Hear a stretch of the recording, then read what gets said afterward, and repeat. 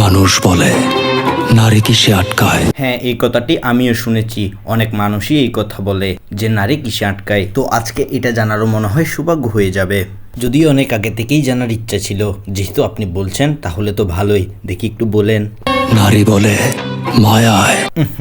মিথ্যে কথা, এটা তো কখনো বলেনি। শুনেছি মিথ্যে কথা বলা নাকি মহাপাপ। তো মিথ্যে কথা বলিয়েন না। নারীরা বলে, ও শিট, নারীরা বলে, এসব আমার ভালো লাগে না। নারীরা বলে, কি মানুষ রে বাবা, ছি, নারীরাই বলে, এটা কি ধরনের পাগলামি। আবার নারীরাই বলে, কি সুন্দর। নারীরা বলে। মিথ্যা কথা, আমি বিশ্বাস করি না। আর কিছু কিছু নারীর তো সত্যি জেনে যাওয়ার পরে বলে,